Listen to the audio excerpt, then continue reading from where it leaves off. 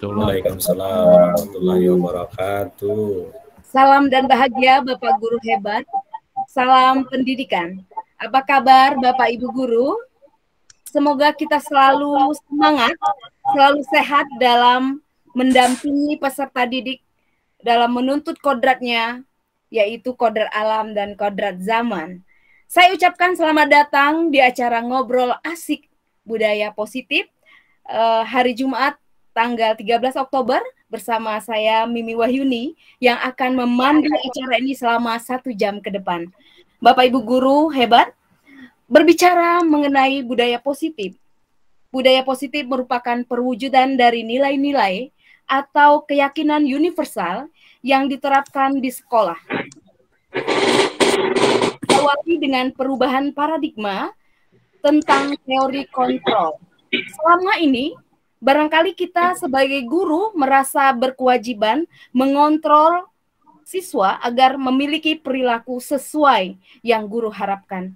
Nah, bagaimana budaya positif yang seharusnya dilakukan di sekolah? Hal ini akan kita kupas tuntas dengan narasumber kita yang sudah hadir hari ini.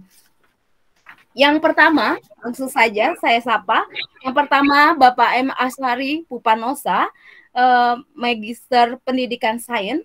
Beliau merupakan pengajar praktek di Angkatan 5 dan sekarang sebagai fasilitator guru penggerak Angkatan 10. Betul Bapak Ari? Assalamualaikum Pak Ari. Assalamualaikum. Waalaikumsalam Bu Mimi. Ya, terima kasih Pak Ari. Yang kedua, pemateri kita Pak Peri Saputra, Magister Pendidikan. Beliau juga sama seperti Pak M. Asyari Pupanosa sebagai pengajar praktek, kemudian sekarang sebagai fasilitator, guru penggerak. Kita langsung saja berikan kesempatan kepada narasumber kita hari ini untuk memberikan pencerahan bagaimana budaya positif yang seharusnya dilakukan di sekolah. Kepada Bapak berdua, Pak Peri dan Pak Ari, kami persilakan. Silakan Pak Peri, mau mulai duluan atau gimana? Oke, terima kasih Pak Ari, Bu Mimi. Saya mau balas pantunnya Bu Mimi deh.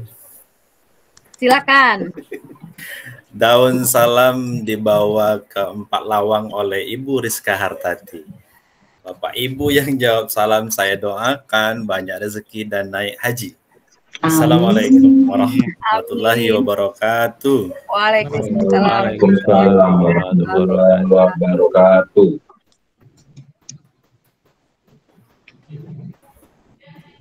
Oke Bapak Ibu, terima kasih atas kesempatannya malam hari ini. Saya bersama teman saya, Pak Asyari Pupanosa, akan berbicara mengenai budaya positif di sekolah tempat kita mengajar tentunya masing-masing. Dan saya ingin menyapa nih, banyak sekali Pak Ari, alhamdulillah sudah berbelas orang ini, sudah cukup Pak Ari. Mungkin bisa disapa dulu Pak Ari, silakan Pak Ari. Oke, baik. Assalamualaikum warahmatullahi wabarakatuh. Selamat malam Bapak Ibu semuanya ya. Semoga dalam keadaan sehat semuanya ya. Salam kenal semuanya. Terima kasih atas waktu yang diluangkan untuk membersamai kami gitu dalam membahas tentang budaya positif di sekolah gitu. Kebetulan kita berdua langsung kolaborasi di sini. Mungkin tadi sudah diperkenalkan oleh Bu Mimi ya. Jadi saya Asyari Pupanosa bersama Pak Peri Saputra. Kami berdua sama-sama dari SMA Negeri Morakligi ya, Bapak Ibu. Oke, kita langsung saja. Jadi apa sih tujuan kegiatan kita pada malam hari ini, Bapak Ibu? Ada 4 ya. Jadi yang pertama kita akan membahas, harapannya nanti Bapak Ibu dapat memahami bagaimana paradigma mengajar saat ini gitu. Kemudian yang kedua, bagaimana cara menegakkan budaya positif di sekolah yang memotivasi murid secara intrinsik. Biasanya dulu kan motivasi murid itu biasanya ekstrinsik, sekarang kita arahkan berubah menjadi intrinsik. Kemudian yang ketiga ada restitusi, yaitu posisi kontrol yang dianjurkan sehingga menumbuhkan motivasi intrinsik murid gitu. Dan yang terakhir adalah penerapan segitiga restitusi untuk menciptakan budaya positif di sekolah. Nah, dari tujuan tersebut, kita akan membahas 7 materi pada malam hari ini, yaitu perubahan paradigma belajar, kemudian disiplin positif, yang ketiga yaitu keyakinan kelas, keempat itu motivasi perilaku manusia, dilanjutkan dengan kebutuhan dasar, selanjutnya posisi kontrol restitusi, dan terakhir nanti akan dibahas tentang segitiga restitusi. Nah, Bapak Ibu, sebelum kita mulai pembelajaran pertemuan malam ini, kami punya 3 pertanyaan nih, mungkin bisa Bapak Ibu jawab di Padlet ya, akan saya kirimkan linknya ke kolom chat ya. Jadi ada 3 Bapak Ibu. Yang pertama, di zaman teknologi sekarang, menanamkan ilmu pengetahuan dengan mengajar, apakah masih berlaku gitu. Kemudian yang kedua, bagaimana seandainya guru tidak berhasil menanamkan pengetahuan itu gitu. Yang ketiga, apakah keberhasilan mengajar hanya ditentukan oleh seberapa besar pengetahuan yang didapat oleh murid. Oke, silakan mungkin minta Bapak Ibu mengisi 3 pertanyaan ini. Saya akan kirimkan linknya di kolom chat Bapak Ibu ya. Oke, sebentar. Oke,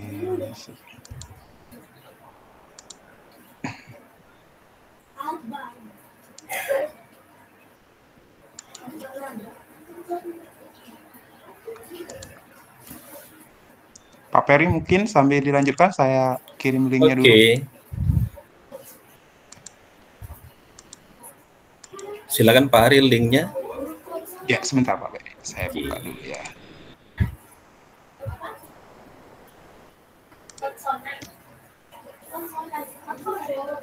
Jadi Bapak Ibu semuanya dipersilakan untuk menjawab 3 pertanyaan tadi yang telah disusun oleh kami berdua di link Padlet yang akan dibagikan oleh Pak Ari pada malam hari ini. Mungkin lebih singkat saja ya Pak Ari, enggak apa-apa ya. Enggak apa-apa ya, singkat aja. Sudah tergambarkan seperti itu. Oke, itu sudah saya bagikan Bapak Ibu. Sudah masuk. Oke. Apakah host juga boleh menjawab? Tentu dong.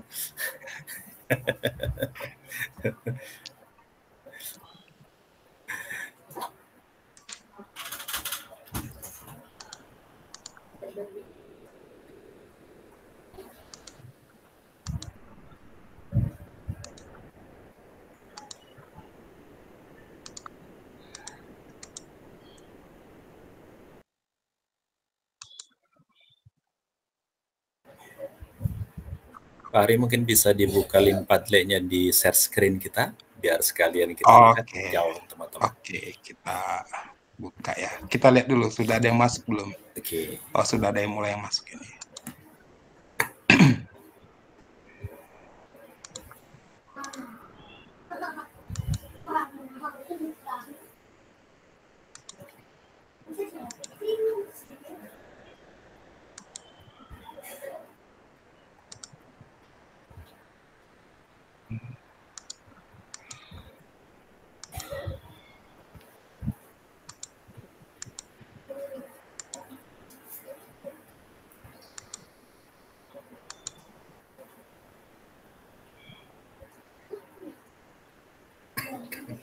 Sudah kelihatan, Bapak Ibu? Sudah. Oke.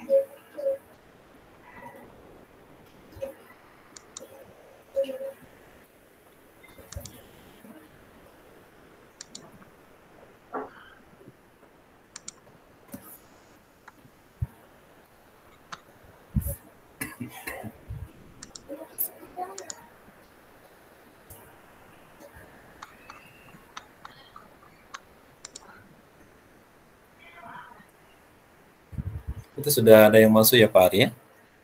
Sudah ada ini. Tidak berlaku orientasi.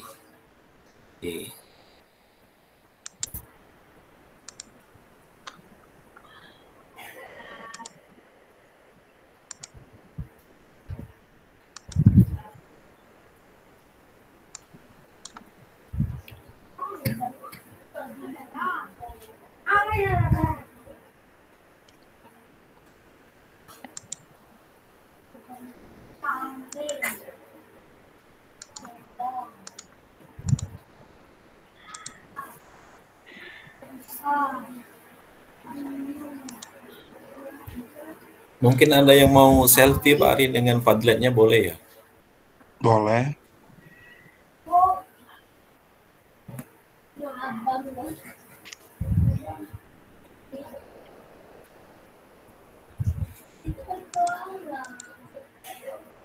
Ini sudah ada dari Pak Sony nih, jawab pertanyaan yang kedua nih Pak Ari. Jika pengetahuan ketiga ini kurang dikuasai, maka ada kecelakaan kerja dan berakibat fatal dari Pak Sony.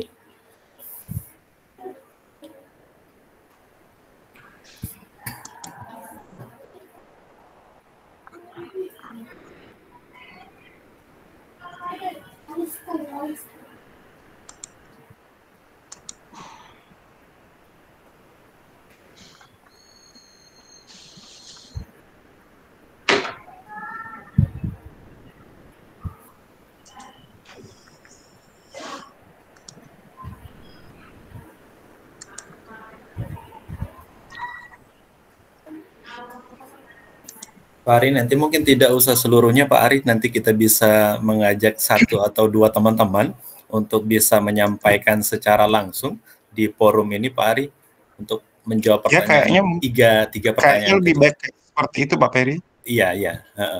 Ya. Ini sudah ada yang ketiga, sudah diisi juga nih. Oh, sudah ada 3 ya. Oke, mungkin ada teman-teman kita yang ingin menyampaikan secara lisan seperti itu di forum ini, mungkin bisa dilanjutkan seperti itu ya Pak Arya. Boleh.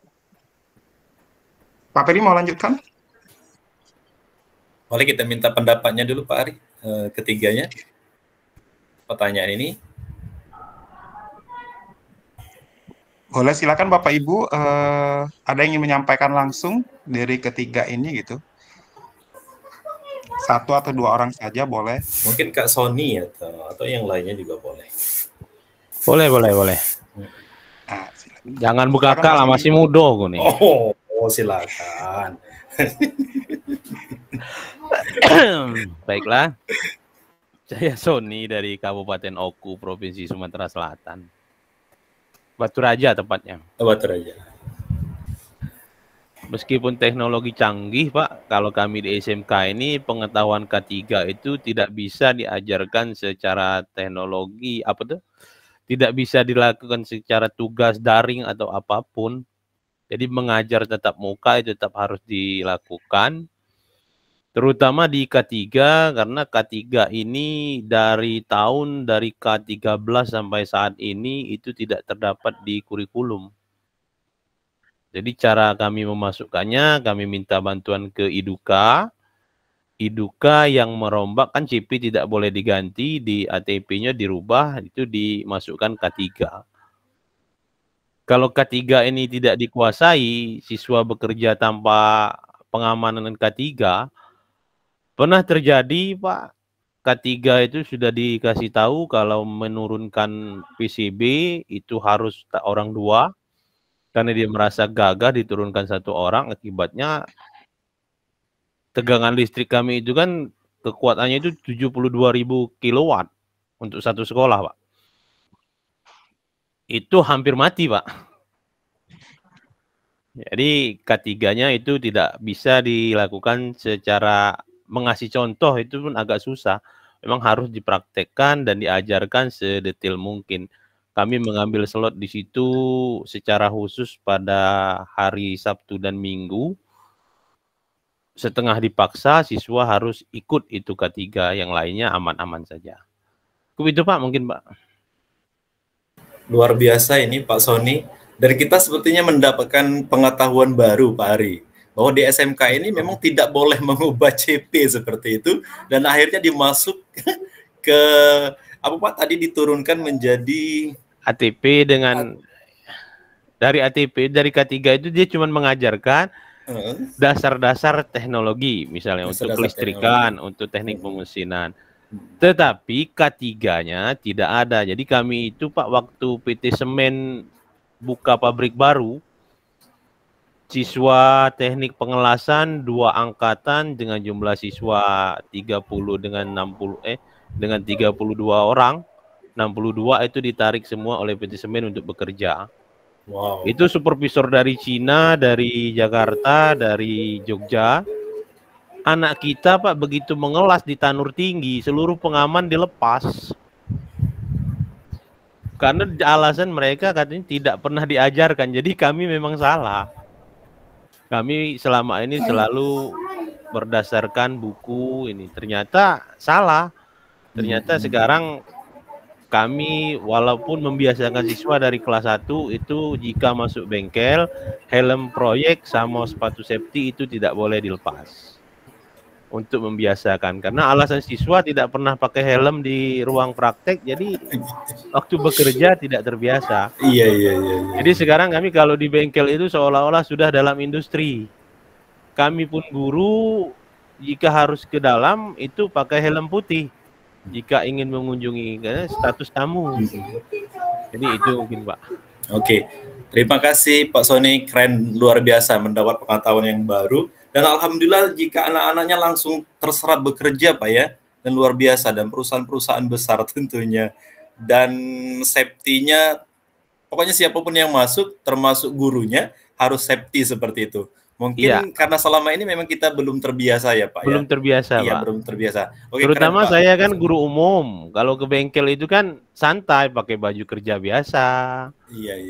Pakai pantopel. Padahal pantopel itu Pak pernah saya beli baru, pantopel ke bengkel las terinjak besi, baru sekali pakai pantopel itu Pak. Tidak bisa lagi dipakai.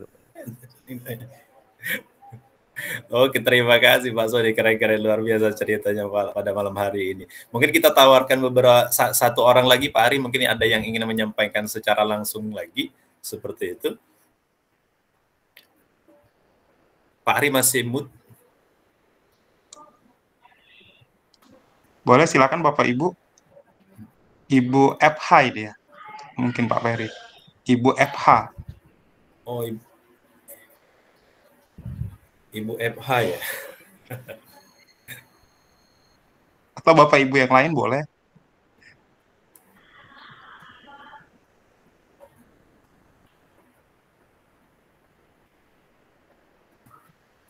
Oke, Pak Ari, kalau misalkan tidak ada, bisa kita lanjutkan saja materinya ke slide berikutnya. Baik ya, kalau tidak ada, kita tutup dulu yang ini, kita lanjutkan yang tadi ya. Oke, sebentar Bapak Ibu. Ini ada Pak Doni Maris, selamat datang Pak Doni Maris. Terima kasih Pak Ferry. Sudah terlihat Bapak Ibu? Sudah Pak Ari. Sudah ya, oke. Nah, jadi dari pertanyaan tadi Bapak Ibu, kita itu diharapkan, jadi pandangan mengajar itu tidak hanya sekedar menyampaikan pengetahuan saja gitu. Jadi tidak relevan lagi kalau seperti itu. Kalau dulu hanya sekedar misal materi kimia saja, fisika saja, bahasa Inggris saja gitu. Tetapi lebih dari itu gitu. Alasannya karena yang pertama adalah siswa adalah organisme yang sedang berkembang gitu Bapak Ibu. Kita tahu bahwa usia anak SMA itu usia mencari jati diri gitu ya, otomatis mereka itu lagi mencari-cari gimana yang tepat untuk mereka. Nah, oleh karena itu kita sebagai guru sangat diperlukan untuk membantu mereka dalam tahap itu gitu. Kemudian yang kedua, perkembangan ilmu pengetahuan dan teknologi yang dahsyat menyebabkan seseorang tidak bisa menguasai sebuah materi pelajaran gitu. Jadi anak itu tidak terlalu fokus pada satu pelajaran saja gitu sekarang ini. Bahkan kadang mereka pinter matematika yang seninya kurang gitu ya, atau sebaliknya gitu. Nah, yang ketiga, perkembangan ilmu psikologi, manusia pasif menjadi manusia yang memiliki potensi. Nah, artinya diharapkan dengan paradigma baru ini kita dapat memunculkan potensi-potensi anak didik kita yang pasif gitu, dengan pola belajar dan pola pembelajaran yang kita terapkan gitu tentunya. Jadi intinya fokusnya Bapak Ibu adalah di peserta didik kita itu yang kita angkat potensinya gitu. Nah, perubahan paradigma mengajar ini tidak hanya sebatas pada penyampaian materi saja, tetapi sebagai proses mengatur lingkungannya. Jadi kita sebagai guru diharapkan mengatur lingkungan pembelajaran itu supaya berpihak pada murid-murid kita gitu Bapak Ibu.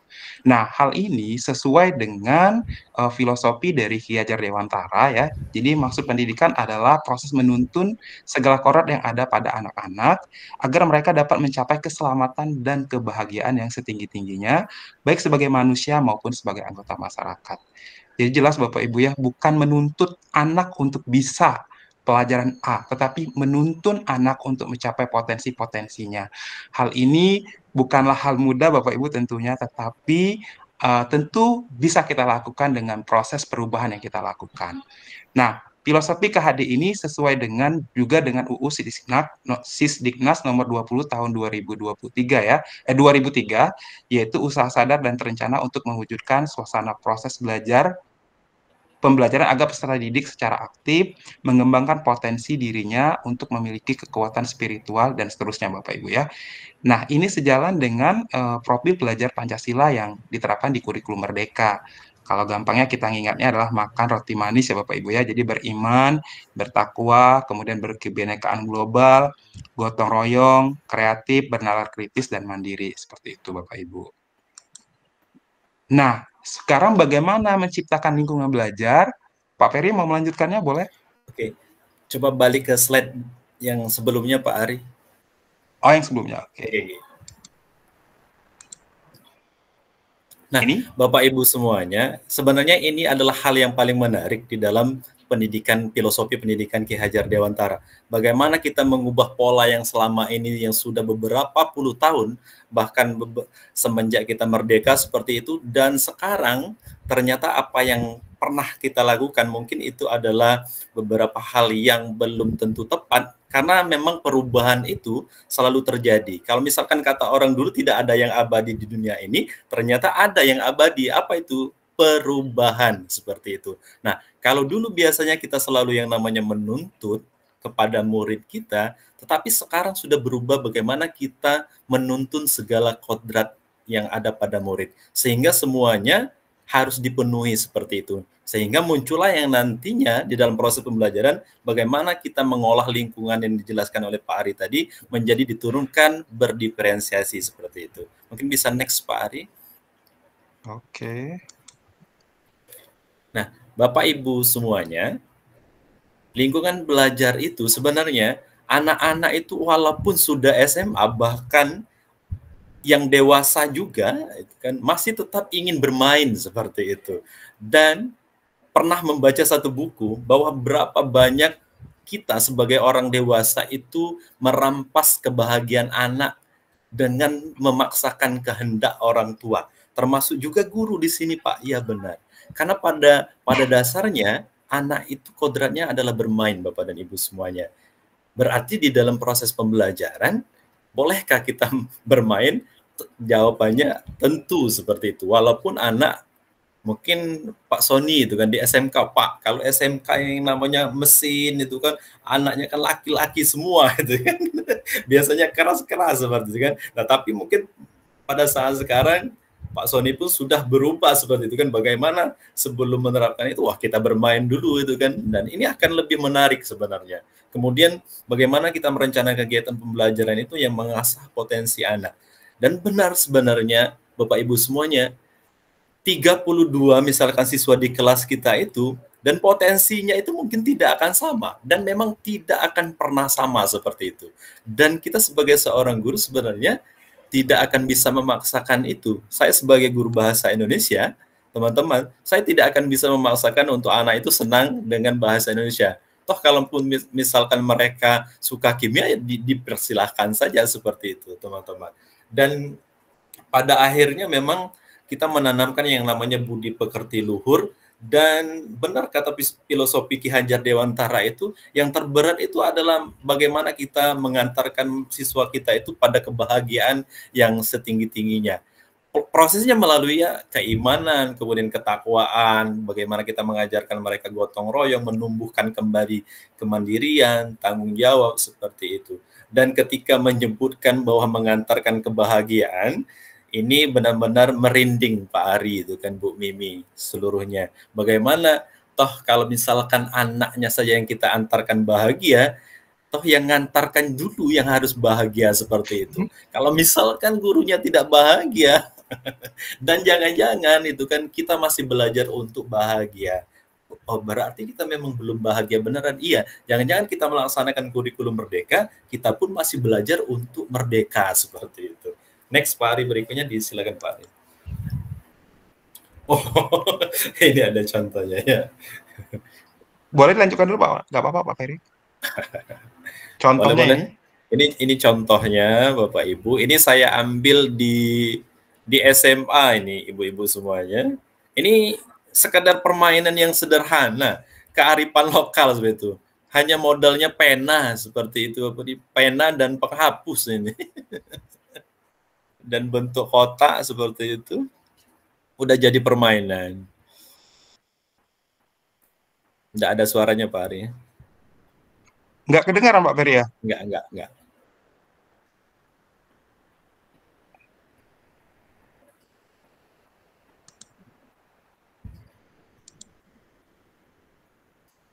Nah, yang satunya itu cuman pakai lidi dengan daun selembar. Dan mengangkatnya sama-sama. Nah, kalau yang ini mungkin bisa dijelaskan ini live scale ini, silakan Pak. Yang tadi sudah Pak Ferry? Sudah. Oke. Jadi Bapak Ibu yang tadi contoh kita membuat pembelajaran yang menyenangkan, salah satunya dengan games, mungkin dengan ice breaking juga. Tuh Pak Ferry banyak sekali tuh stok ice breaking-nya gitu. Boleh nanti ditanya sama beliau gitu. Tetapi Bapak Ibu terkadang melakukan games atau ice breaking itu tidak segampang yang kita pikirkan juga gitu. Kalau kita tidak terbiasa, games atau pembelajaran yang menyenangkan itu jadi kaku, jadi trik, jadi nggak enak gitu. Nah, makanya itu juga sebuah proses perubahan, terutama bagi kita yang bukan guru yang ini ya, terutama guru-guru sains itu biasanya agak sedikit kaku ya. Seperti saya, untuk memulai itu butuh proses, butuh effort yang luar biasa gitu. Itu satu. Kemudian yang kedua juga, tipikal gurunya juga gitu. Memang tipikal yang humoris gampang untuk melakukan itu gitu. Tetapi kalau guru-guru yang serius butuh proses gitu. Tetapi namanya sebuah proses ya selalu dilakukan perubahan, refleksi dan sebagainya gitu. Kemudian yang kedua, kegiatan yang menuntut potensi anak didik gitu. Jadi Bapak Ibu kalau di sekolah kami biasa dengan membentuk kolaborasi gitu ya, kemudian presentasi ya gitu. Itu salah satu cara untuk melatih skill-skill anak didik kita yang terkadang tidak kita pikirkan anak-anak kita itu tidak mampu melakukan itu, tapi ternyata potensi mereka dapat kita buka dengan cara kita memberikan ruang pada mereka gitu. Walaupun sekolah kita mungkin bukan sekolah unggulan gitu. Yang kita pikir anak tidak mampu, ternyata kalau kita membuat rencana pembelajaran yang menuntut potensi itu bisa dijalankan oleh mereka. Walaupun memang Bapak Ibu butuh usaha yang sangat besar gitu. Kemudian yang berikutnya, kalau yang menumbuhkan keimanan, ketakwaan seperti ini, saya rasa di sekolah kita sudah biasa Bapak Ibu melakukannya gitu ya. Oke, kita lanjutkan ke berikutnya Bapak Ibu. Salah satu untuk mewujudkan hal-hal tersebut, Bapak Ibu, kita harus memulai dengan namanya disiplin positif gitu. Disiplin positif itu dimulai dari mana? Sebenarnya awalnya atau muaranya itu adalah visi misi sekolah kita gitu. Nah, visi misi sekolah di kurikulum baru ini rata-rata kan berpihak pada murid dan profil pelajar Pancasila gitu. Nah, makanya akan muncul keyakinan kelas yaitu nilai-nilai kebajikan yang baik yang sudah disepakati oleh sekolah atau kelas tersebut. Nah, dari keyakinan kelas nanti akan muncul motivasi dan kebutuhan dasar manusia gitu. Nah, ada yang taat, itulah yang muncul namanya disiplin nanti. Kemudian ada yang melanggar. Nah, ketika ada yang melanggar inilah nanti ada hukuman, konsekuensi, restitusi, 5 posisi kontrol, dan segitiga restitusi yang akan kita bahas berikutnya. Berbicara disiplin, Bapak Ibu, selama ini menurut Bapak Ibu disiplin itu apa, Bapak Ibu? Boleh mungkin ditulis di kolom chat. Atau mau menyampaikan langsung juga boleh, Pak. Atau mau raise hand, Bapak Ibu boleh.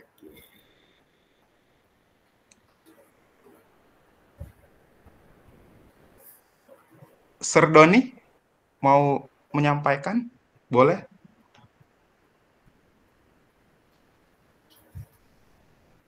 Enggak ya? Oke, ada Bapak Ibu, menurut Bapak Ibu disiplin itu apa maknanya Bapak Ibu selama ini gitu? Boleh kok. Oke, Bu Lili silakan.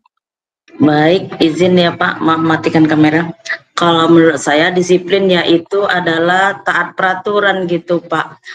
Yang telah kalau di kelas itu sekarang ini kesepakatan kelas kan, kita sebagai wali kelas membuatnya. Itu sih dalam ruang lingkup kecil saya dalam kelas saya praktekkan. Terima kasih. Oke, terima kasih Bu Lili. Ya, jadi oke. Jadi kepatuhan Bu Lili ya. Oke. Ini saya lihat ada di kolom chat ada disiplin itu adalah dari Ibu Hairuna. Disiplin itu adalah suatu aturan yang dibuat dan diterapkan oleh diri. Boleh dijelaskan Bu Hairuna? Ya Pak, izin dari Batubara nih. Halo, Assalamualaikum. Waalaikumsalam Pak. Izin mati kamera ya Pak. Boleh Bu. Oke, nggak apa-apa Bu. Disiplin itu makanya saya bilang adalah aturan. Aturan yang dibuat oleh dan diterapkan oleh diri karena awal dari disiplin itu adalah dari diri sendiri dulu. Kalau diri kita sudah disiplin, otomatis kita bisa menyesuaikan dengan aturan yang ada di lingkungan ataupun tempat kita belajar, hidup, ataupun bersosialisasi. Seperti itu, Pak.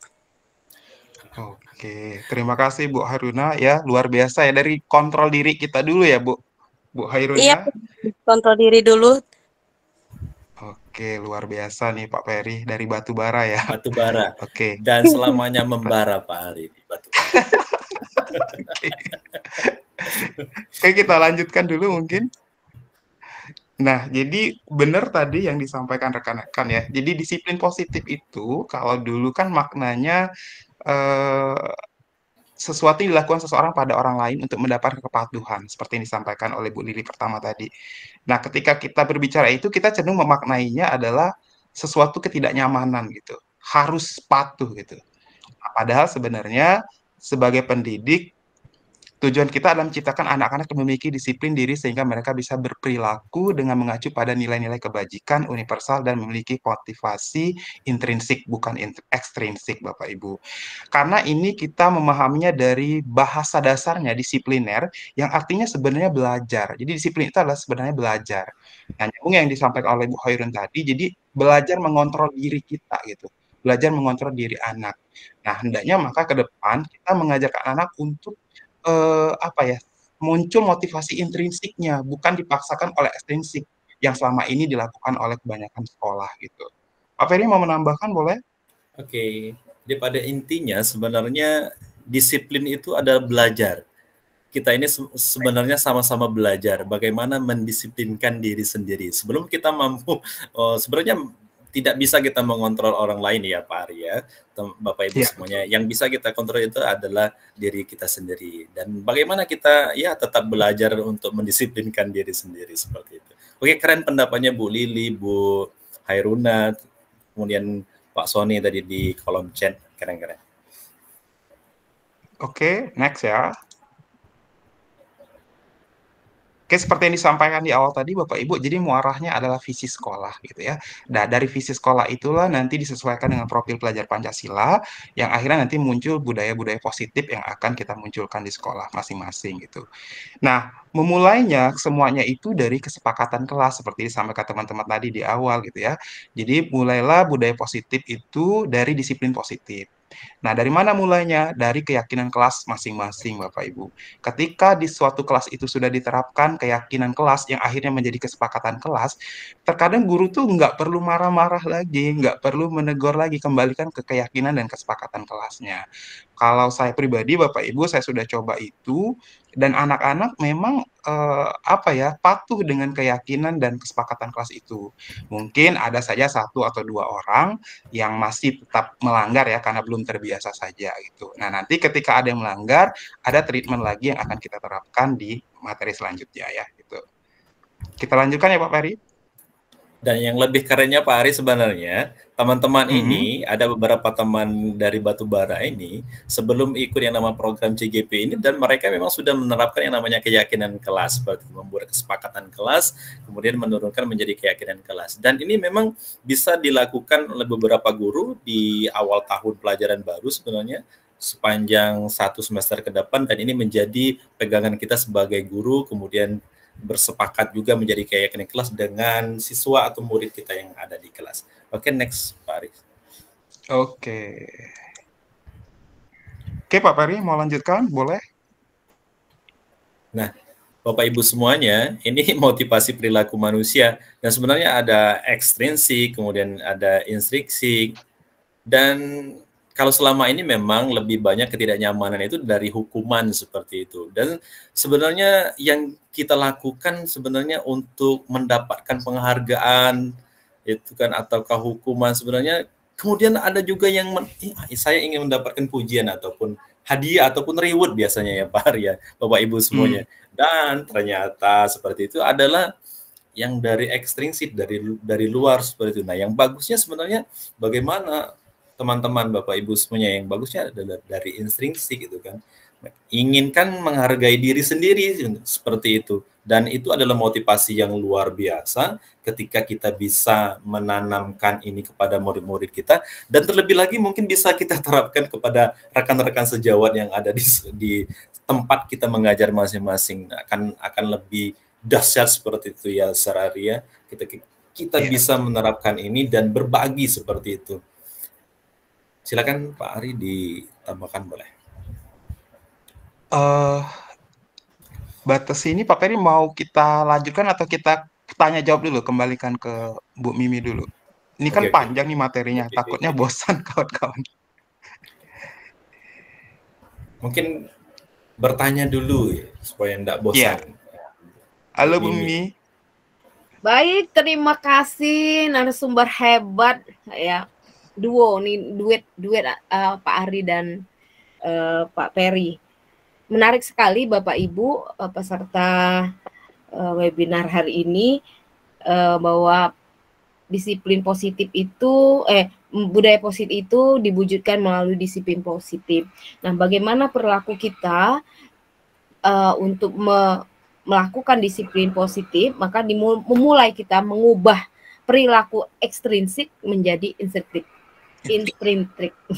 Baik Bapak Ibu semuanya, mungkin kita spill lagi lah bagaimana caranya agar mungkin bisa bertanya Bapak Ibu bagaimana perilaku itu kita spill lagi dengan narasumber kita. Silakan yang sudah raise hand kepada Bapak siapa, Pak Doni ya, Pak Doni Morris ya. Ya, silakan dipersilakan Pak Doni. Oke, terima kasih Mbak Mimi yang cantik. Selamat malam, Mbak. Baik, terima kasih Pak Doni. Monggo, silakan. Ya, selamat malam Pak Ari. Selamat malam Pak Peri. Selamat malam, Serdon. Saya agak telat. Saya lupa tadi kalau ada pertemuan Zoom tadi. Saya mohon maaf. Mungkin 1 jam ya saya lewat ya, atau setengah jam. Oke. Izin untuk ini mengulas yang tadi yang dibicarakan oleh Sarari dan Pak Peri tadi, masalah disiplin. Saya tertarik dengan kata Sarari tadi yang membuat kesepakatan aturan di dalam kelas ya Sarari ya. Kalau nggak salah tadi. Kalau salah sih ini ya dikoreksi ya. Siap, Serdon. Oke. Jadi untuk yang itu saya mulai mulai ada bayangan atau mulai ada gambaran kalau kesepakatan yang dibuat seperti itu memang sangat baik, apalagi kemudian kita menjadi wali kelas itu kan menjadi orang tua kedua yang ada di rumah gitu ya saudara ya. Jadi kalau misalnya kesepakatan dan aturan itu juga diketahui oleh kedua orang tuanya di rumah, maka orang tuanya juga akan tahu bagaimana keadaan dan kondisi anaknya di dalam kelas tersebut. Berarti wali kelas yang bertanggung jawab di dalam kelas itu harus selalu berkomunikasi dengan orang tua siswa begitu. Saya mulai ada bayangan kalau memang itu terjadi di sekolah saya misalnya kan, berarti apa ya, wali kelas itu termasuk harus lebih ini ya, apa ya, press on, maksudnya press on itu selalu didekati orang tuanya, tidak ada putus-putusnya komunikasi melalui WhatsApp atau gimana ya, apapun kegiatan anak-anak di dalam kelasnya itu harus dilaporkan, begitu. Kira-kira gimana Sarah tanggapannya? Ya. Baik, terima kasih Pak Doni. Jadi Pak Doni ini memberikan pandangan bahwa kalau kesepakatan kelas yang dibuat oleh wali kelas itu nanti disampaikan juga kepada orang tuanya. Jadi orang tua tahu bagaimana kondisinya seperti itu. Nah, jadi kalau ada komunikasi yang baik tentunya pasti luar biasa ya. Tapi bagaimana dengan pendapat oleh Pak Peri dengan Pak Ari? Silakan Pak Peri. Pak Ari. Pak Peri dulu boleh, silakan. Oke, terima kasih Pak Doni. Ini pertanyaan luar biasa. Dan Pak Doni ini adalah guru penggerak insya Allah angkatan 11. Benar ya Pak Doni ya? 10. 10 ya? Oh, 10. Oh ya, ada Pak Doni, ada 10. Iya, 10 ya. Insya Allah. Luar biasa nih pertanyaannya. Dan kalau misalkan kesepakatan kelas itu diturunkan oleh wali kelasnya, kemudian diketahui oleh orang tuanya, sehingga menjadi yang namanya keyakinan kelas, itu akan sangat luar biasa. Benar Pak Doni, ketika misalkan di sekolah kita nanti bisa diterapkan seperti ini, bahkan tidak hanya wali kelasnya saja, tetapi boleh juga per guru mata pelajarannya, Sardoni, membuat yang namanya kesepakatan seperti itu. Nanti bisa dirumuskan secara bersama-sama dengan siswanya. Kemudian kita mengetahui juga wali kelasnya dan orang tuanya. Nah, nanti dalam proses pembelajaran ketika sudah tahu yang namanya kesepakatan kelas antara siswa murid dengan gurunya, dengan wali kelasnya, bahkan orang tuanya, ya ada usulan yang keren luar biasanya dari Pak Doni, dan ini menambah keyakinan kelas Pak Ari sebenarnya. Ini kalau misalkan diterapkan seperti ini, saya pikir kita tidak akan lagi mengurusi yang namanya keterlambatan di dalam proses pembelajaran seperti itu. Kita akan beralih yang namanya untuk prestasi-prestasi seperti itu Pak Ari ke depannya. Mungkin bisa ditambahkan Pak Ari, disilakan. Oke, saya tambahkan Bu Mimi boleh ya? Ya boleh sekali Pak Ari, silakan.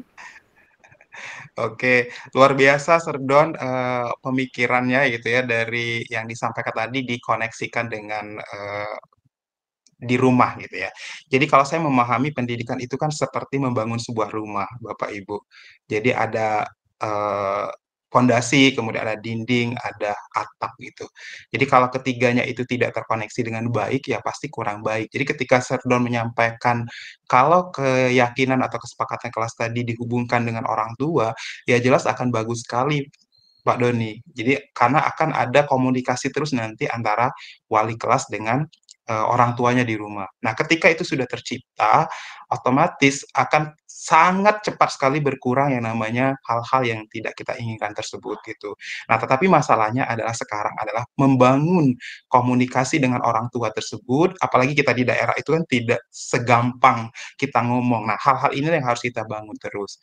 Nah, kemudian yang seperti sama Kak Peri tadi, jadi tidak hanya wali kelas, Serdon, jadi memang harus setiap guru di kelas itu membuat keyakinan dan kesepakatan kelas gitu. Ketika sudah dilakukan itu, anak itu tidak perlu kita marah-marah terus gitu, kita tegur-tegur terus. Anak-anak SMA itu kan rata-rata sudah dewasa juga kan gitu. Tetapi balik lagi, bukan seperti membalikan telapak tangan, sebuah proses juga. Jangan mudah menyerah lah intinya gitu. Setiap selalu berefleksi apa yang kurang, banyak bertanya dengan teman-teman yang mungkin sudah melakukan hal-hal baik gitu.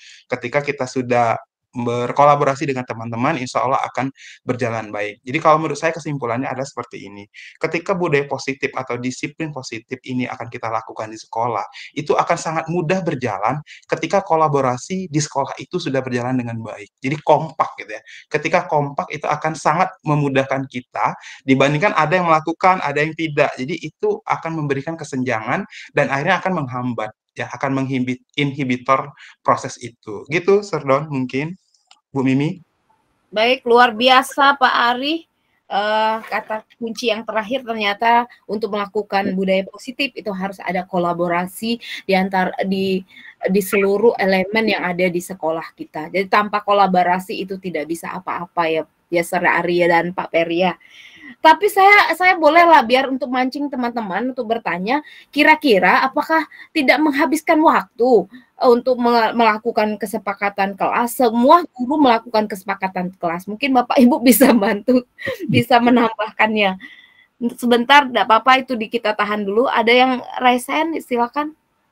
Mau bertanya lagi? Boleh Mbak Mimi boleh nambah sedikit aja. Oh, boleh, silakan Pak Doni. Iya, jadi begini, memang kalau membuat hal yang baru itu memang perlu perjuangan yang pastinya, Serarian Pak Peri ya.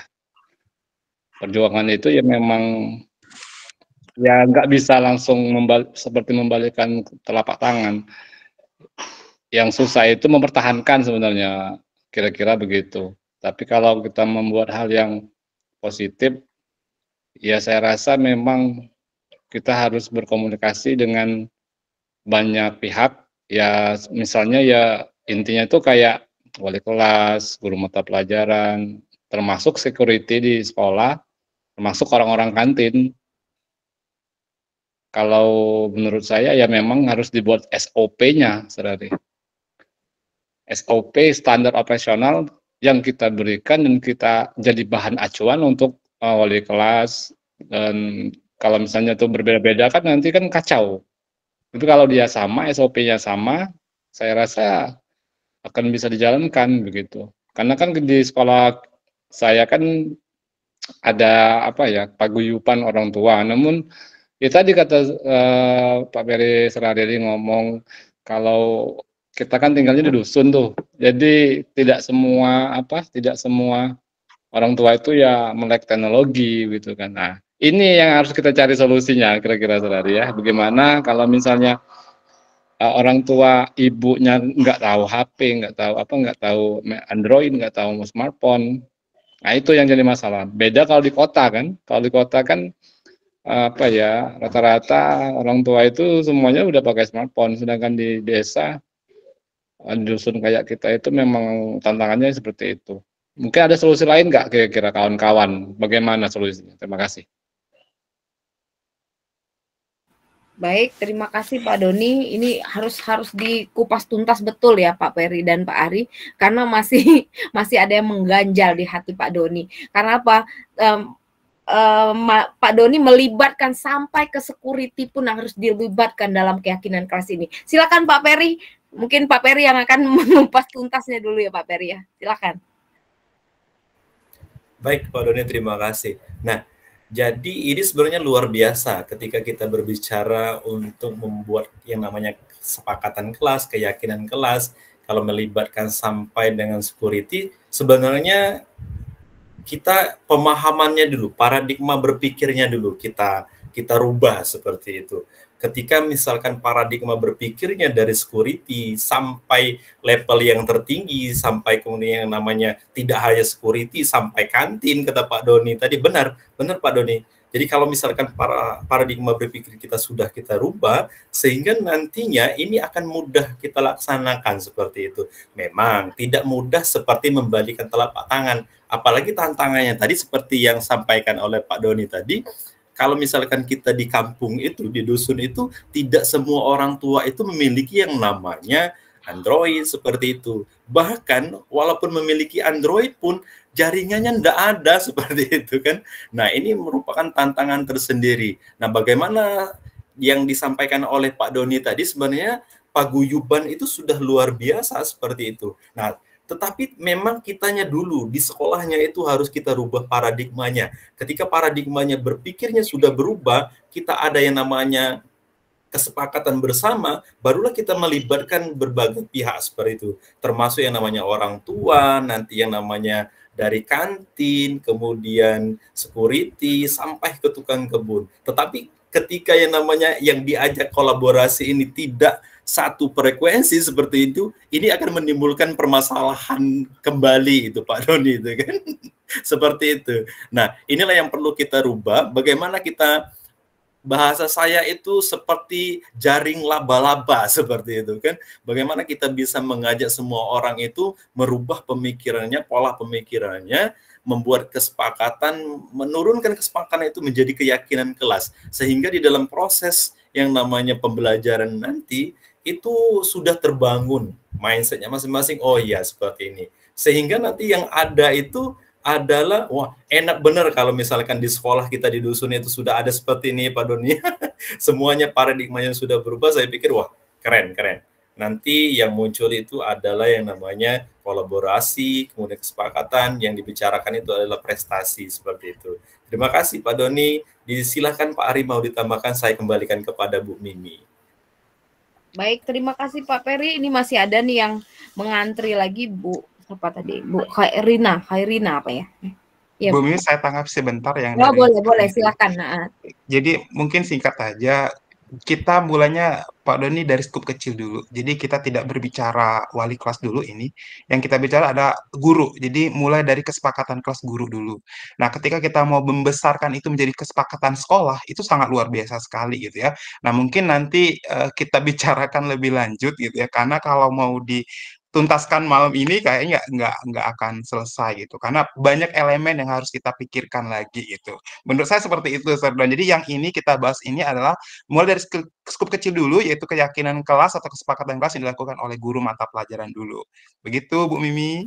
Atau seperti ini Pak Ari, mungkin nanti bisa diundang oleh Pak Doni, kita bahas di sekolahnya Pak Doni itu kan, bagaimana kita membuat satu kesepakatan kelas yang melibatkan seluruh elemen yang ada di sekolah itu kan. Nanti kita kupas tuntas itu secara bersama-sama. Mungkin dengan Pak Doni menjadi inisiasi gitu kan. Pak Doni dari SMA mana sih sekolahnya? Promosi yang udah ini ya. Baik, terima kasih. Ini masih ada lagi nih Pak yang sudah raise hand, Ibu Khairuna. Kemudian ada Ibu Duma, kita persilakan dulu pada Ibu Khairuna. Silakan Bu, Ibu. Iya, terima kasih atas waktunya Ibu Mimi. Nah, ini saya bertanya menyambung dari pertanyaan Pak Doni tadi yang menyangkutkan dari saya cuman mau menghilangkan keraguan di hati aja sebenarnya. Jika keyakinan kelas itu menjadi suatu kesepakatan sekolah, berarti itu sudah bisa dikatakan aturan atau bagaimana? Hanya itu, karena saya tadi mulai ragu dengan kata keyakinan kelas yang kita cakupkan menjadi luas, apakah itu menjadi suatu aturan sekolah atau masih dikatakan dengan keyakinan ataupun kesepakatan di sekolah ataupun di kelas. Terima kasih Ibu. Baik, terima kasih Bu Khairuna. Langsung saja silakan Pak Peri atau Pak Ari langsung diberikan tanggapannya. Oke, baik. Terima kasih Bu Mimi. Jadi saya menanggapi dari Bu Khairun tadi. Jadi kita maksudnya skup kecil tadi sudah ya, di kelas sudah. Nah, nanti kalau mau diluaskan menjadi besar kan jadi kesepakatan sekolah gitu.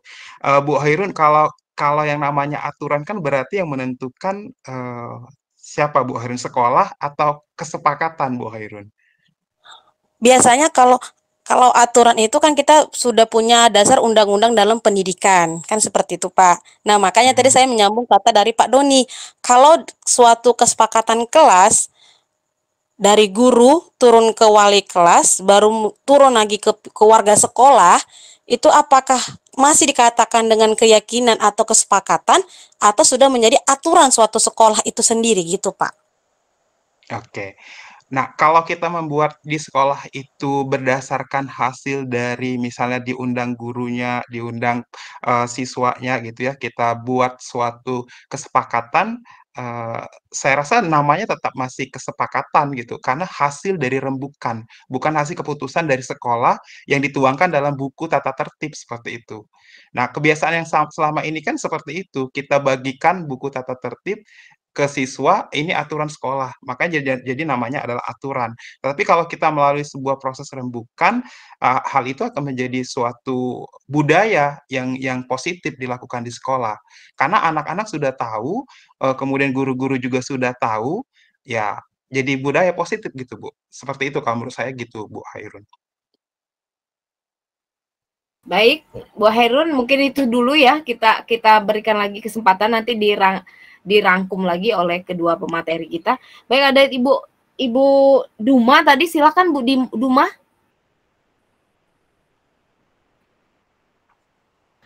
Baik Bu Mimi, terima kasih. Di sini lanjut saya dulu Bu, nanti nggak cukup waktu kita Bu. Saya mau pertanyaan baru nih soalnya Bu.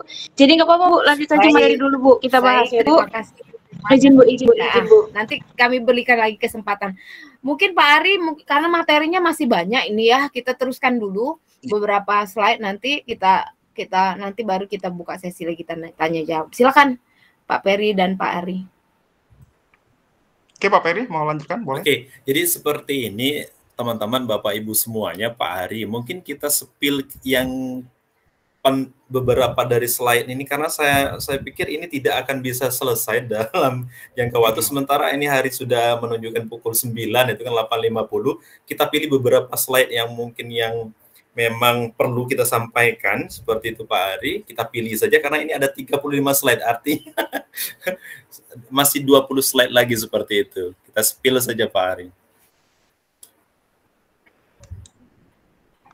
Oke, ini Pak Peri mau disampaikan.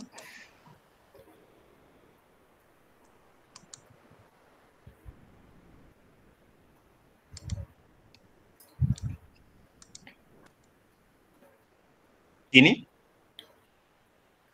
Oke, Bapak Ibu, ketika anak melanggar, kita sering memberikan sebuah hukuman biasanya gitu. Hukuman itu bisa bersifat netral, bisa bersifat negatif. Yang bersifat netral itu namanya konsekuensi, kemudian negatif itu biasanya hukuman. Nah, mungkin dari pemahaman Bapak Ibu kita lihat dulu. Ini ada beberapa potong pernyataan gitu ya. Bisa kita sepakati kira-kira ini hukuman atau konsekuensi. Bapak Ibu, kalau yang pertama lari mengelilingi lapangan basket 2 kali karena terlambat hadir, itu menurut Bapak Ibu sebuah Hukuman. Hukuman. Gimana Bu Hairun? Hukuman, Pak. Hukuman juga. juga. Ya, oke. Ya. Bapak Ibu yang lainnya, boleh ditulis di kolom chat aja Bapak Ibu supaya kita bisa lihat ya. Oke.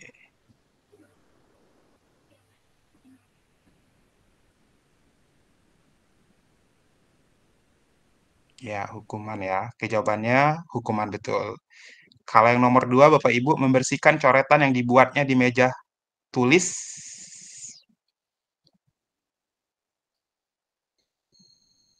Nomor 2, konsekuensi. Oke. Betul ya Bapak Ibu ya. Yang ketiga, murid diminta untuk push up 15 kali karena tidak menggunakan masker ke sekolah, Bapak Ibu.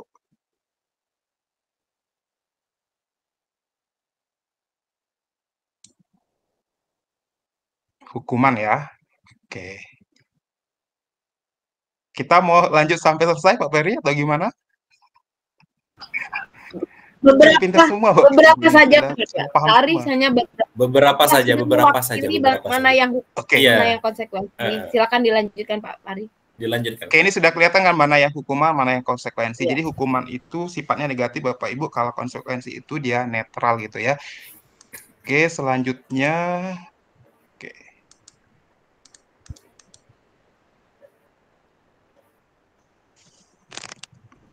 Next, Pak Ari. Gimana, Pak Ari? Next saja. Next saja, oke. Nah, Bapak Ibu, bahkan penghargaan pun dianggap hal yang kurang baik dilakukan di siswa gitu ya. Karena penghargaan itu sebenarnya membuat siswa itu jadi buruk juga gitu. Karena dia akan ada penghargaan itu gitu. Jadi sebaiknya penghargaan pun dihindari gitu. Karena kita berharap anak itu muncul kesadaran dirinya itu dari intrinsik bukan dari ekstrinsik gitu. Ketika memberikan penghargaan berarti masih balik lagi ke ekstrinsik juga gitu. Nah, mungkin ini yang perlu ya Pak Pari ya? Ya, nah ini yang perlu. Ya, silakan Pak Peri, nggak apa-apa. Nah, kalau Duluan. misalkan ini ada Bu Hairuna, kemudian Ibu Duma, ini baru kemarin membahas mengenai 5 posisi kontrol itu kan dari CGP, luar biasa ini Pak Ari. Bu Mimi dari Batubara ini, Bu Duma, Bu Hairuna, Ibu Dinda juga, Ibu Siti juga, Ibu Nia ini. Nah, yang pertama adalah bagaimana posisi kita sebagai penghukum, kemudian pembuat rasa bersalah, kemudian sebagai rekan atau teman, kemudian sebagai pemantau atau sebagai manajer. Mungkin bisa kita lihatkan contohnya Pak Ari supaya lebih jelas seperti itu. Oke.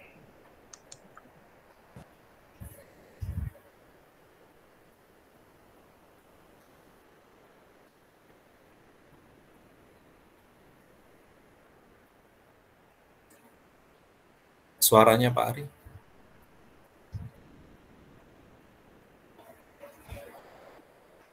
Kedengaran nggak Pak Peri? Enggak.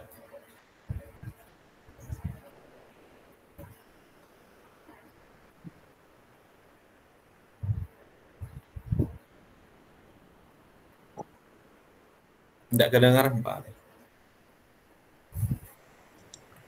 Gimana? Enggak. Tapi enggak apa-apa. Ini sudah ada kan? Ini posisinya berarti penghukum seperti itu terlambat. Dan contoh yang kedua mungkin Pak Ari. Baik, Bapak Ibu semuanya, ini pembuat rasa bersalah seperti itu.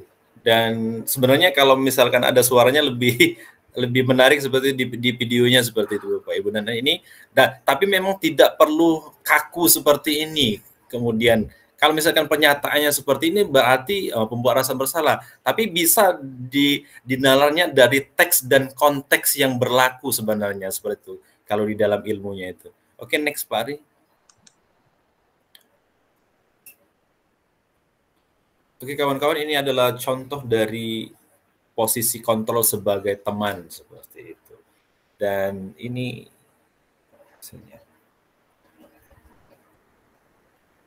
oke, next saja Pak Ari. Dan ini pemantau Bapak Ibu semuanya.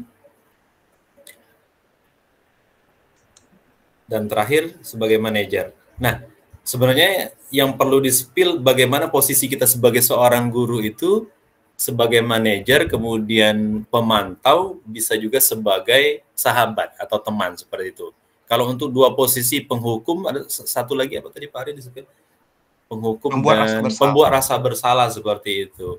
Ingat sebuah cerita, tapi sudah malam Pak Ari. Oke, next. Oke. Nah, segitiga restitusi mungkin bisa dijelaskan sebentar Pak Ari, segitiga restitusi. Oke, mungkin sebelum ke segitiga restitusi, saya kembalikan ke posisi kontrol tadi ya Bapak Ibu. Sebenarnya posisi kontrol 55 itu hal yang dilakukan di sekolah wajar gitu ya. Nanti maksudnya bukan wajar, yang biasa kita lakukan di sekolah gitu. Nah, sekarang tinggal kita mau di posisi mana stratanya gitu. Nah, kalau tuntutan harapannya yang paling baik ya tentunya yang posisi paling tinggi yaitu manajer gitu. Yang paling rendah adalah penghukum. Setelah penghukum itu pembuat rasa bersalah gitu ya. Nah, kemudian setelah itu baru posisi teman dan pemantau. Nah, yang tengah-tengah atau netral itu di teman dan pemantau, Bapak, itu sudah sudah baik gitu. Nah, tetapi yang paling baik itu adalah yang manajer tadi karena peserta didik itu diharapkan mampu mengontrol dirinya sehingga dapat menyelesaikan masalahnya secara sendiri gitu. Dengan bantuan guru tentunya gitu. Nah, selanjutnya restitusi Bapak Ibu. Nah, restitusi ini dia berbentuk segitiga. Dia segitiga restitusi namanya, artinya ketika satunya hilang nanti, ini bukan dinamakan segitiga restitusi gitu. Nah, bagaimana memulainya segitiga restitusi itu, yaitu dengan menstabilkan identitas dulu. Misalnya ada anak bermasalah tuh, ketika anak bermasalah kita harus meng-calm down dulu, kita tenangkan dulu. Jangan malah kita balik marah, nah otomatis tidak akan pernah keluar permasalahan yang ada sebenarnya gitu. Jadi memulai restitusi dengan menstabilkan identitas siswa itu, jadi ketika dia bermasalah kita harus tenangin dulu, calm down dulu. Itu namanya menstabilkan identitas. Kemudian setelah menstabilkan identitas, kita memvalidasi kebutuhannya gitu. Kita mulai mengorek apa yang terjadi padanya gitu. Nah, terakhir setelah kita memvalidasi, baru kita menyepakati keyakinan kelas yang dipahami oleh siswa tersebut apa gitu. Nah, biasanya ketika sudah melalui proses itu, anak itu akan keluar Bapak Ibu. Nah, tetapi kelemahannya adalah lagi-lagi Bapak Ibu, kita tidak terbiasa dengan itu kebanyakan itu. Kita maunya cepat selesai prosesnya gitu. Kita ingin cepat selesai, makanya kita akhirnya muncul marah dan sebagainya itu. Jadi ini sebuah proses Bapak Ibu, namanya belajar ya Bapak Ibu ya, bukan berarti langsung berubah 100%, tetapi selalu diadakan refleksi kurangnya di mana, seperti itu. Pak Peri mungkin mau ditambahkan? Pak Ari. Saya Nah, nggak berani sebenarnya panjang-panjang kata Pak Peri tadi. segitiga restitusi ini sebenarnya Bapak Ibu semuanya memang tidak perlu terlalu kaku seperti ini, karena memang tidak sama seperti itu. Yang ada di Musirawas, kemudian Kota Lubuk Linggau, di Batubara, mungkin juga Batu Raja, karena perlakuannya itu berbeda-beda. Mungkin baik di tempat kita itu belum tentu baik di SMA Negeri Tugu Mulyo seperti itu. Dan ada memang perlakuan-perlakuan kasus-kasus itu yang memang tidak bisa kita segitiga restitusikan seperti itu. Ada beberapa kasus misalnya yang tidak bisa kita laksanakan segitiga restitusi, ataupun kita menghilangkan seperti itu. Dan memang di dalam konteksnya ini Bapak Ibu bisa diterapkan beberapa kasus saja seperti itu. Tapi memang sesuai dengan kontekstual yang ada seperti itu, yang kebutuhan yang kita hadapi pada saat itu. Tapi saya pikir ini Bapak dan Ibu guru bisa menerapkan segitiga restitusi. Dan tidak hanya guru BK nanti kan kembalinya kan seperti itu. Dan Bapak Ibu guru bisa juga menjadi guru BK seperti itu ya Pak Ari, dengan segitiga restitusi yang ada. Oke Pak Ari, lanjut. Oke, Pak Dian itu sudah ngantuk sepertinya Pak Dian. Kasihan dari Sukakarya itu cukup jauh Sukakarya. Baik, terima kasih Pak Peri. Dan Pak Eri, saya tanya dulu, apakah masih ada slide yang akan ditampilkan? Masih ada? Udah kesimpulan. Sudah, alhamdulillah. Baik, mungkin tadi kita langsung saja Ibu Duma tadi mungkin pertanyaannya katanya secara umum atau gimana? Silakan Bu Duma. Iya, ini Bu, izin Bu, terima kasih sudah memberi waktu. Saya mau bertanya ini sama Bapak dan Ibu guru hebat yang di sini di forum ini, mau bertanya tentang segitiga restitusi. Nah, jadi tadi saya membuat sebuah video tentang tugas praktek CGP saya di LMS tentang segitiga restitusi.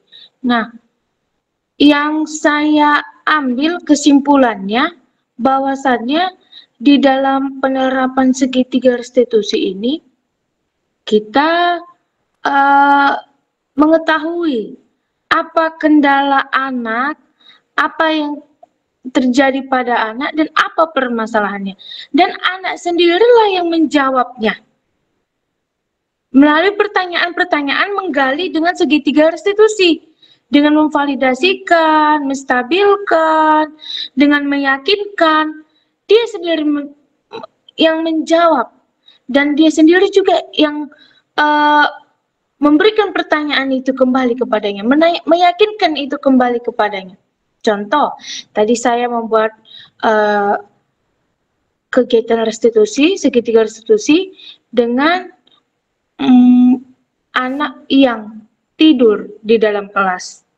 Nah, pada saat itu saya tanya kepada anak tersebut, apa yang terjadi? Kenapa kamu bisa tidur di dalam kelas?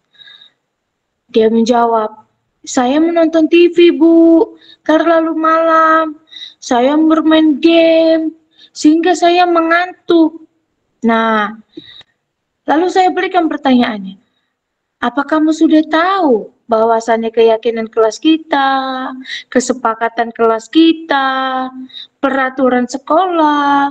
Sudah, Bu. Ayo, apa itu, Nak? Tidak boleh tertidur di dalam jam pelajaran. Nah, itu kamu tahu. Kita harus sadar akan peraturan sekolah kita. Nah, dari situ saya menyimpulkan bahwasannya memang benar segitiga restitusi ini sangat-sangat baik kita terapkan di sekolah kita, agar kita tahu pendekatan permasalahan yang terjadi pada anak, sehingga dengan adanya kita pembelajaran segitiga restitusi ini, kita terapkan semakin dalam lagi. Kita tahu dan kita terapkan semakin dalam lagi. Terima kasih Bapak Ibu.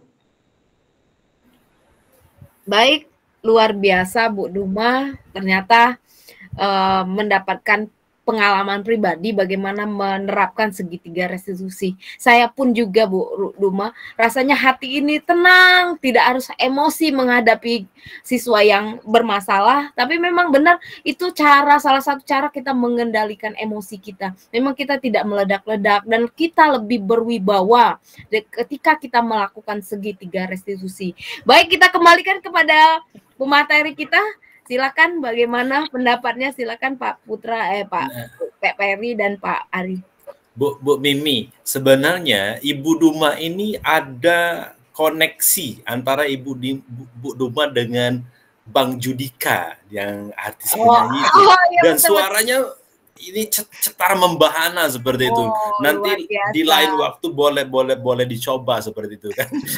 Boleh Pak. Iya, mau diajak duet, wah silakan Bu Mimi nanti kan. Siap, pasti kalau dari sana pasti suaranya bagus-bagus itu. Nggak jauh beda dari Judika ya Bu Duma ya. Iya Bu Mimi, ya Bu. Terima kasih Bu. Ya, silakan Pak. Apa yang disampaikan oleh Ibu Duma tadi memang benar teman-teman semuanya. Ketika kita sudah menerapkan yang namanya segitiga restitusi, maka jawaban itu sebenarnya sudah ada di dalam siswa itu, sehingga sebenarnya kita itu bisa menjadi yang namanya coach saja bagi mereka, dan sebagai sahabat yang paling tertinggi ya menjadi seorang manajer. Dan saya mengapresiasi ketika Ibu Duma sudah bisa melaksanakan ini dengan baik, bahwa ini bukan CGP lagi sebenarnya. Ibu Duma ini sudah guru penggerak yang beneran itu kan, dan sudah bergerak-gerak sebenarnya. Seperti itu. Silakan Bu Mimi, Pak Ari. Ada Pak Ari mau nambahkan, silakan Pak Ari. Ya, saya mau mengapresiasi saja. Jadi luar biasa Bu Duma. Jadi memang itu harapannya muncul intrinsik ketika dia paham keyakinan kelasnya, kan akhirnya intrinsik, dia sadar gitu. Tapi kalau kayak kemarin tidak pakai restitusi, kan anak itu karena pengaruh dari ekstrinsik, pengaruh misalnya takut hukuman dan sebagainya. Jadi luar biasa ketika Ibu sudah mencoba. Mudah-mudahan rekan yang lainnya mencoba juga dan semakin memperbaiki apa yang terjadi selama ini. Gitu Bu Mimi. Bu Duma, terima kasih ya. Baik, terima kasih Pak Peri, Pak Ari, yang materinya luar biasa. Mungkin ini mengembalikan lagi tugas kita sebagai guru. Jadi di sini ada 5 posisi kontrol. Ini memang sangat erat sekali dengan kita. 5 posisi kontrol itu penghukum, pembuat rasa bersalah, teman, kemudian kita pemantau dan manajer. Itu semua pernah kita lakukan. Dan yang paling berat itu adalah seorang penghukum. Memang sekali, kalau anak salah kita suruh ini, suruh itu. Ya, kalau kita kadang-kadang kita menzolimi dia, pokoknya saro dia rentak gitu. Seperti itu. Mungkin dari materi yang sekarang ini yang kita dapatkan, kita akan menyadari bahwa kita adalah seorang pendidik yang nantinya kita menjadikan apa yang kita lakukan itu sebagai amal jariah untuk kita nanti. Seperti itu mungkin Bapak Ibu ya. Nah, mungkin masih ada lagi Pak Peri dan Pak Putra, Pak Ari. Kalau kata tidak ada, mungkin kita selesaikan saja bagaimana? Nah, ada yang raise hand Bu Mimi. Oh, ya sudah. Silakan Pak Doni dan Pak Dian ya. Pak Dian. Pak Dian. Silakan berurutan Pak Dian dulu kali ya. Oh, ada Pak Carlo juga, Pak Carlo. Ini dari Jogja, Pak Carlo. Dari terima kasih Bu Mimi. Assalamualaikum, selamat malam Bapak Ibu semuanya. Waalaikumsalam. Terima kasih sudah diberikan kesempatan untuk saya bisa berkomunikasi, bertanya langsung dengan 2 narasumber hebat kita, Bapak Fasil BPGP Sumut, ya Bapak Ibu ya. Izin bertanya Pak, setelah saya dapat materi ini, saya itu kan Pak ngajarnya di daerah yang lumayan Texas ya Pak ya. Dari tempat Pak Doni itu kira-kira, Pak Doni, Pak Doni udah keluar nih. Dari tempat Pak Doni tadi itu kira-kira 1 jam lagi Pak. Di posisi kontrol tadi ada sebagai penghukum, sebagai teman, sebagai pembuat rasa bersalah, sebagai manajer, dan terakhir restitusi. Saya ingin tahu kira-kira sikap seperti apa yang harus saya ambil ketika saya masuk kelas. Ternyata ada anak yang merokok di dalam kelas. Satu. Kedua, ketika saya lagi ngajar di belakang, ternyata sudah ada yang baku hantam. Apakah saya akan diam saja tanpa teriak, atau saya ambil tindakan, atau langsung saya restitusi? Karena menurut saya ketika kita merestitusi itu tidak efektif ketika dalam posisi ramai, Bapak Ibu. Nah, mohon masukannya Pak, kira-kira sikap seperti apa atau posisi kontrol seperti apa yang harus saya ambil ketika berhadapan dengan kondisi-kondisi yang seperti itu. Karena jujur saja kondisi-kondisi seperti itu masih sangat sering saya temui. Dan saya, walaupun saya mendapat materi ini sudah 3 kali, saya tetap jadi pemarah, Pak, di sekolah. Tidak bisa seutuhnya dengan mendapat materi ini saya jadi yang kita selesaikan di kantor, kamu ikut bapak kantor, kamu ikut bapak kantor. Nggak bisa, Pak. Tetap itu badan tuh narik lu, sini kau. Atau sudah ada tindakan-tindakan lain yang sedikit tidak diperkenankan. Kira-kira seperti itu, Pak. Mohon masukannya, sikapnya seperti apa yang harus saya ambil ketika saya berhadapan dengan kondisi-kondisi seperti itu. Terima kasih, Bu Mimi. Baik, terima kasih Pak Dian, luar biasa pengalamannya. Mudah-mudahan kami tidak mengalami pengalaman yang seperti itu. Kita lanjut ke Pak Selagi, pertanyaan kita. Ajak saya ke tempat Bu Mimi dong. Kita lanjutlah pertanyaan berikutnya. Silakan Ustadz Carlo, sudah lama tidak mendengar suaranya. Ustadz, silakan Ustadz. Ibu P kenal dengan saya ya? Oh ya, terima kasih Bu. Maaf izin bertanya Pak Peri dan Pak Ari. Saya kira kita semuanya sudah banyak dapat insight malam ini, wawasan mengenai restitusi dan tentang 5 posisi kontrol guru tadi ya Bapak Ibu ya. Di sini saya berpikir kayak gini loh Pak. Akhir-akhir ini guru ini ke abad 21 ini lebih ditarik kepada beban kerjanya lebih tinggi lagi. Jadi di awal guru mendiagnosis dan lain sebagainya, ketika yang disampaikan Pak Dian tadi juga seperti itu, di lapangan dia harus melakukan restitusi dan lain sebagainya, ketika harus posisi kontrol, tetapi tidak dibarengi dengan kesejahteraan guru ya Bapak Ibu ya. Nah, ini yang perlu diperhatikan juga sepertinya pemerintah kita, jangan menuntut gurunya saja, tetapi tidak diperhatikan. Kalau kita lihat di Finlandia Pak ya, yang ngajarnya cuma 4 jam aja itu berapa juta itu. Nah, kita dibandingkan ini penting juga kita kaji ulang dan kita sampaikan, karena kembali lagi bebannya kok tambah banyak loh gurunya. Jadi kayak itu, belum tapi modul-modul ajar, ditambah lagi dengan kita harus mengurusi anak dengan diferensiasi yang berbeda-beda dan lain sebagainya. Tetapi kesejahteraan guru kok nggak disamakan, apalagi yang guru-guru swasta itu loh. Itu sama seperti itu juga. Waduh, ini sepertinya guru mau diapakan ini. Makanya ketika guru menasehati anak yang nggak sholat malah dicolokin matanya ya gitu ya. Ketika aduh ini benar-benar nih sama siswa ini secara kontekstual apa itu ya, IQ-nya memang anak-anak menguasai tapi tidak dibarengi dengan karakternya, adabnya. Itu mungkin karena kebanyakan restitusinya kali ya, nggak nyampe kali ya, kayak gitu ya. Atau mungkin apa ya, terlalu banyak diagnosisnya, banyak menganalisis, akhirnya ya kenapa lintang matanya kayak gitu. Jadi ya guru-guru akhirnya kita nasib-nasibnya ya kayak gini. Mudah-mudahan Bapak-Bapak Ibu semuanya bisa menjadi guru-guru yang sabar, tentunya jadi amal barokah sehingga nanti kita semuanya bertemu di surga Bapak Ibu ya. Mudah-mudahan pemerintah kita mendengarkan keluh kesah kita sebagai seorang guru, karena dituntutnya banyak sekali dari dan lain sebagainya. Sedangkan kebutuhan kita juga banyak Bapak Ibu ya. Mungkin itu aja Bu Mimi. Terima kasih. Salam kenal dari Jogja, Bu Mimi, Pak Peri, dan Pak Ari. Terima kasih, Bu Mimi. Terima kasih Pak Carlo, luar biasa sudah menyampaikan isi hatinya yang paling dalam.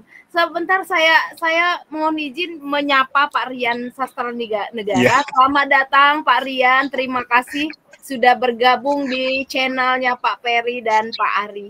Ya, ini tempat ajangnya curhatan guru-guru seperti Ustadz Carlo. Terima kasih. Baik, dua pertanyaan. Ada satu lagi Pak Doni ini kayaknya sudah raise hand dari tadi. Silakan Pak Doni atau Bu Duma? Enggak Bu, itu dari tadi Nah, memang. tadi. Lupa nurunin. Oh iya. Oh Bu Duma. Ya udah. Jadi ada dua pertanyaan Pak Peri dan Pak Ari. Jadi kalau Pak Dian tadi bahwa dia menemukan ada yang merokok, baku hantam seperti itu. Apakah dia akan melaksanakan segitiga restitusi dengan ini? Segitiga restitusi memang kalau kita lihat itu memang suasananya harus hening.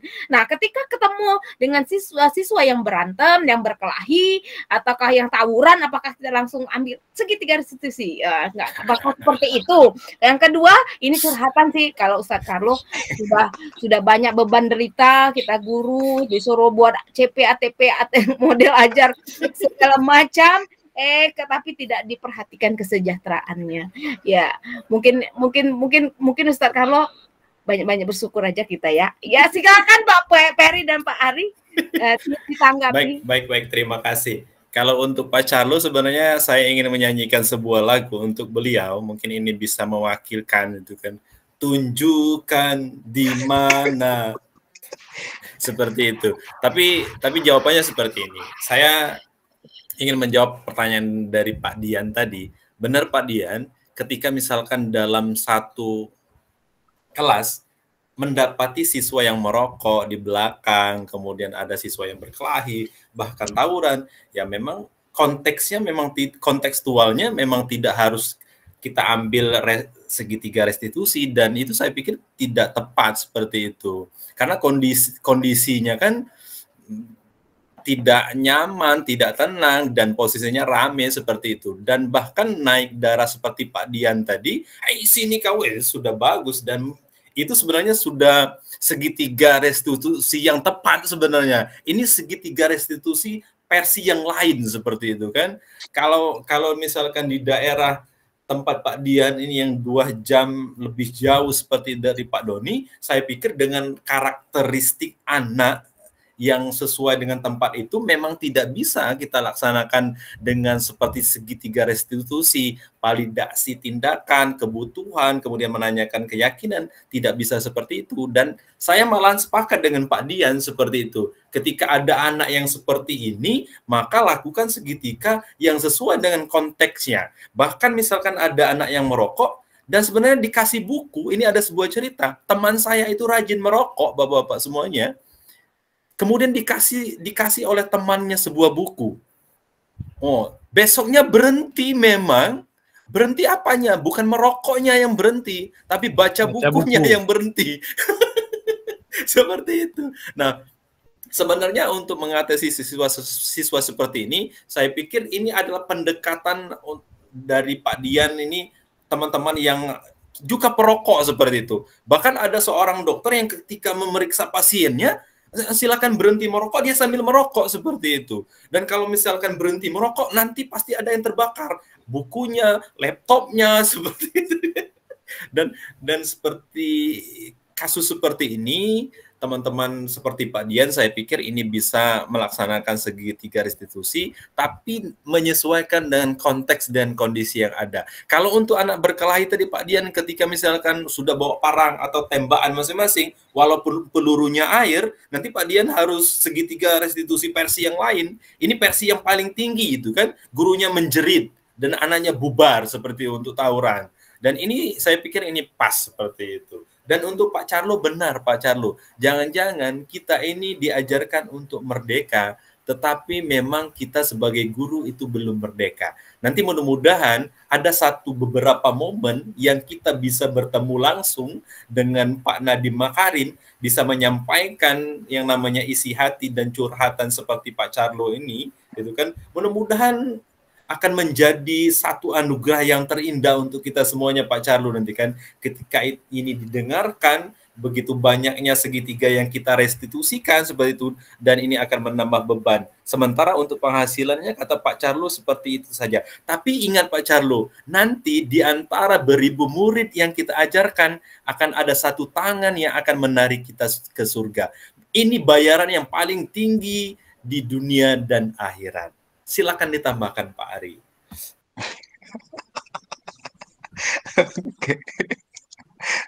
Oke, Bu Mimi, boleh langsung ditambahin, Bu Mimi? Silakan Pak Ari dulu. Oke, kalau saya Bu Mimi, yang Pak Karlo tadi sudah jelas dijawab Pak Peri ya. Sebenarnya dia tuh sudah tahu juga kayaknya jawabannya gitu ya, tapi nggak perlu dikonfirmasi lagi gitu. Nah, kalau yang Pak Dian, saya juga sebenarnya kalau di sekolah saya nggak ada yang kayak gitu Pak Dian gitu ya. Tapi kita berdasarkan analisis yang kita pahami gitu ya. Jadi seperti yang saya sampaikan di awal, Pak Dian dan kawan-kawan, bahwa segitiga restitusi kan adalah sebuah proses gitu. Nggak mungkin juga kok sekali melakukan restitusi, besoknya anak itu akan langsung baik, enggak juga. Bisa jadi besok ngulang lagi kita restitusi lagi. Jadi restitusi itu kan adalah sebuah tindakan untuk membuat anak itu berpikir terhadap masalahnya. Bukan pada saat tindakan itu berlaku langsung restitusi. Nggak mungkin Pak Dian pas anak berkelahi di belakang, kamu jangan berkelahi dengan suara lembut, nggak mungkin. Pasti Pak Dian menegurnya dengan suara yang keras gitu ya. Pasti anak itu dipisah dulu. Nah, ketika dia dipisah itu, untuk menyadarkan dia itulah baru direstitusi itu. Bukan pada saat ketemu di lapangan langsung restitusi, saya rasa nggak akan pernah ada gitu. Itu Pak Dian. Jadi setelah diajak ke ruangan tertentu, silakan Pak Dian restitusi dengan suara yang lembut, tenangkan dulu hatinya kan gitu, dengan pola-pola tadi gitu Pak Dian. Jadi proses Bapak Ibu tidak mungkin langsung berubah jadi baik anak itu. Yakinlah itu. Sudah baik ya berubah lagi. Namanya perkembangan anak-anak. Nah, tapi kita diharapkan mampu mengajarkan mereka untuk sadar secara intrinsik. Gitu Pak Dian. Mungkin Bu Mimi, kawan-kawan yang lainnya seperti itu kalau dari saya. Saya tanya dari itu, posisi mana yang pas buat saya Pak ketika menghadapi kondisi seperti itu? Posisinya tetap restitusi Pak Dian. Kalau Pak Dian menggunakan penghukum, berarti gini, ketika Pak Dian anak berkelahi tadi, berarti Pak Dian tampar anak itu kan, nah gitu kan, nah itu kan berarti posisinya penghukum. Nah, kalau Pak Dian nanya posisi mana yang terbaik, ya posisi restitusi. Tapi apakah Pak Dian bisa langsung mencapai restitusi? Nah, itu yang perlu kita lakukan. Gitu. Mungkin dari jadi pemantau dulu, gitu, atau jadi teman dulu. Kan posisi restitusi kan posisi paling tinggi, Pak Dian. Gitu. Itu sih menurut saya. Proses, Pak Dian. Balik lagi ke proses. Restitusi itu kan pendekatannya, tekniknya, Pak, yang ada isinya 3. Restitusi itu tekniknya atau pendekatan yang kita gunakan untuk agar siswa tadi memecahkan solusinya. Iya. Kalau misal permasalahan yang saya dapati itu kira-kira itu kan kejadiannya refleks, terjadi tiba-tiba. Saya masuk kelas, ada yang lagi merokok dalam kelas. Karena ada yang jual rokok kan. Terus saya lagi ngajar, tiba-tiba karena ada masalah, di belakang itu sudah baku hantam. Betul. Restitusi itu pendekatan yang kita gunakan untuk siswa tadi menyelesaikan masalahnya sendiri, menyadari kesalahan yang dibuat dengan tiga cara tadi, mulai stabil identitas, mulai terus memvalidasi kesalahan dan lain-lain. Nah, posisi yang tepat maksud saya Pak, posisi yang tepat dari kelima posisi kontrol tadi, ketika saya mendapati yang seperti itu, posisi seperti apa? Karena ketika posisi manajer saling pukul, mereka tetap saling pukul, Pak. Posisi teman, tambah lagi. Pembuat rasa bersalah, saya rasa juga tidak efektif untuk tiba-tiba langsung membuat teman-teman yang lain di kelas itu tahu bahwa kondisinya saya marah dengan kondisi yang seperti itu. Ketika saya lembut, atau kamu tahu peraturan sekolah, kamu sudah melanggar peraturan. Ibarat saya sebagai pemantau, ada yang merokok. Yang lain, teman-temannya yang lain, Bapak itu takut dengan budak itu, dem-dem lah. Jadi image saya sebagai guru, ketika saya memilih posisi-posisi yang tadi, itu juga akan dinilai oleh anak-anak. Jadi menurut Bapak, apakah kalau misalnya saya mengambil posisi kontrol yang pas itu sebagai penghukum, apakah itu salah atau tepat atau tidak gitu? Sebagai apa Pak Dian? Penghukum. Penghukum yang pertama. Buat Bapak, posisi penghukum, apakah itu adalah posisi yang paling tepat atau ada posisi yang lain yang kira-kira paling yang tepat ketika kita dihadapkan pada permasalahan seperti itu di depan mata? Karena ketika kita memilih posisi yang kesannya itu memilih jalan baik-baik, gitu Bapak Ibu ya, ada image yang dipertaruhkan karena bukan hanya satu siswa yang melihat, tapi banyak siswa. Gimana Pak, kira-kira menurut Pak? Baik, terima kasih Pak Dian. Pelik sekali urusan Pak Dian ini. Di sekolahnya itu, sekolahnya saya mau tahu itu sekolah di mana. Ini guru di mana ya Pak Dian? Kok pelik banget masalahnya? Masalah hidup sudah pelik banget gitu kan. Baik, mungkin saya tengahkan dulu ya. Menurut saya ini segitiga restitusi itu idealnya, kondisi ideal Pak Dian. Kalau menurut saya itu kondisi ideal. Nah, ketika kita mau melakukan ini kondisional aja Pak Dian. Jadi kalau ketika letak geografisnya di sekolah kita itu pegunungan, sesuaikan. Kalau pegunungan, oh suaranya harus besar. Wah, wah, wah. Kalau dia di pantai, dia harus seperti ini. Kalau dia di mana lagi dekat sungai seperti itu, ajak dia ke sungai. Seperti itu Pak Dian. Seperti yang dilakukan oleh Pak Peri dan Pak Ari. Diajak ke sungai, kan sekolahnya dekat sungai, seperti itu. Jadi kondisi apa ideal segitiga restitusi. Nah, kalau untuk memposisikannya itu Pak Dian sendiri yang meletakkan posisinya itu di mana. Seperti itu Pak Dian. Baik, mungkin itu saja ya Pak Peri. Nah, Bu Mimi, seperti ini. Saya ingin menyampaikan satu ilmu dengan Pak Dian. Mungkin ini akan bermanfaat. Jadi sebenarnya ini seperti permainan untuk mendidik anak itu. Ada yang namanya ilmu kacang panjang. Jadi ilmu kacang panjang itu tidak bisa misalkan tidak kita buatkan alurnya. Dia harus dililit, kemudian seperti itu melingkar, seperti itu.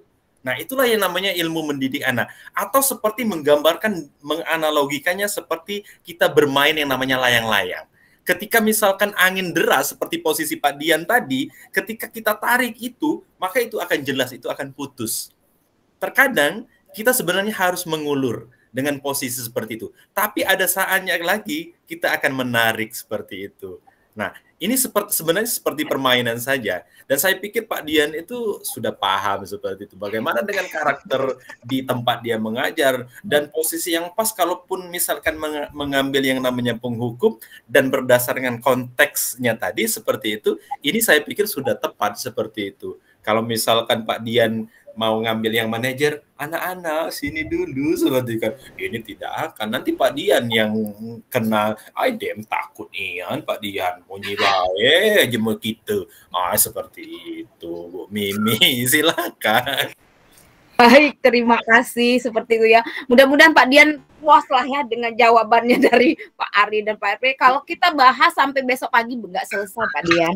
Ya, masalahnya itu punya Pak Dian sendiri. Ya silakan Pak Dian mau memikirkan ya kami gitu.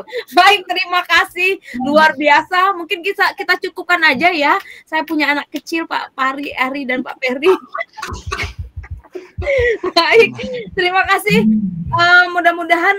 Mudah-mudahan apa ada apa Pak Sony? Oh ya, baik Bapak Ibu guru hebat, tidak terasa kita telah tiba di penghujung acara. Hari ini kita sudah banyak belajar tentang disiplin positif dari pemateri yang hebat luar biasa. Semoga ilmunya dapat bermanfaat dan dapat kita praktekkan di sekolah kita masing-masing. Ucapan terima kasih kepada narasumber kita Bapak M. Asyari Pupanosa, Bapak Peri Saputra yang sudah berkenan hadir di sini memberikan ilmunya yang luar biasa, dan tidak lupa juga kepada seluruh peserta webinar katakan hari ini ngobrol asik bersama Pak Peri dan Pak Ari dari daerah, berbagai daerah, dari Batu Raja, dari Musirawas, ada dari Yogyakarta, dari Batubara ya Pak Peri ya, dari Batubara. Mudah-mudahan apa yang kita dapatkan ini bisa menjadikan inspirasi kita menjadi guru yang lebih baik. Baik, saya akhiri dengan pantun. Ke Cikini naik Ferrari, jalannya ngebut cepat sekali. Saya Mimi selaku MC, mohon pamit undur diri. Wassalamualaikum warahmatullahi wabarakatuh. Waalaikumsalam. Semuanya. Ya, baik, terima kasih Kak Sony. Langsung saja ya.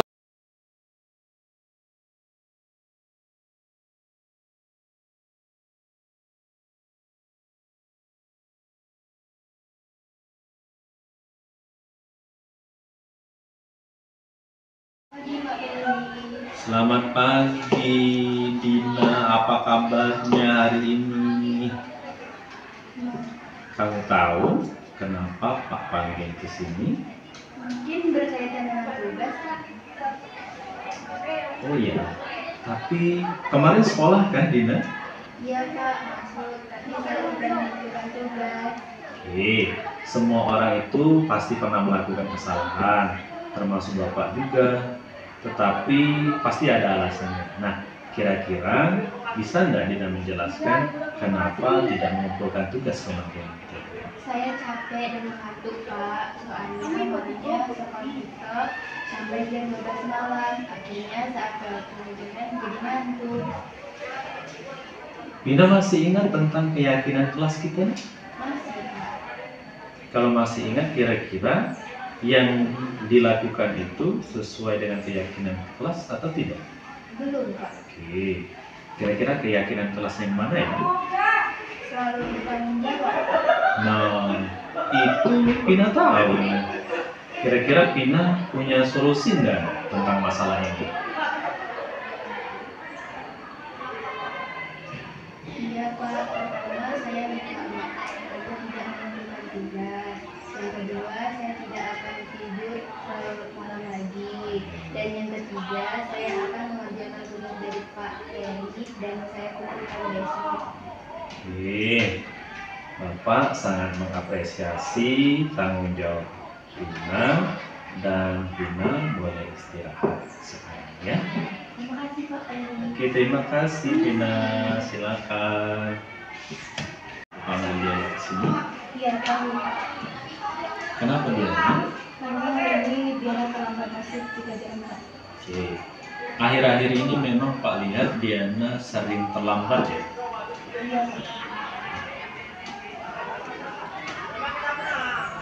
Tapi kali ini Pak tidak ingin membahas masalah itu, tapi Pak ingin tahu apa sih alasan Diana sehingga datang terlambat ke sekolah. Ya Pak, sejak beberapa minggu lalu, orang tua saya sedang keluar kota, kemudian saya sudah sakit. Di rumah hanya ada saya dan adik saya saja yang masih SD. Jadi saya harus bantu adik saya dahulu untuk bersiap-siap. Saya harus memastikan adik saya berangkat lebih dulu ke sekolah, baru saya berangkat Pak. Luar biasa ya Diana, hebat dan sudah bertanggung jawab. Tapi memang Diana harus bisa memastikan agar kedatangan ke sekolah itu tidak terlambat. Nah, kira-kira Pak ingin tahu solusinya seperti apa ya Diana? Saya harus bangun lebih pagi sebelum subuh dan menyiapkan segala keperluan saya dan adik saya sejak malam hari agar tadinya tidak buru-buru Pak. Sepertinya ini adalah solusi yang bagus. Dan kalau bisa Diana harus pasang alarm di rumahnya yang supaya nanti bisa terbangun sebelum subuh dan dapat bersiap-siap. Iya Pak, terima kasih atas sarannya. Saya akan berusaha tidak terlambat lagi. Oke, Bapak sangat menghargai usaha Diana. Mudah-mudahan minggu yang akan datang Diana tidak terlambat lagi ya. Iya Pak, sekali terima kasih ya Pak. Assalamualaikum. Waalaikumsalam. Terima kasih Diana.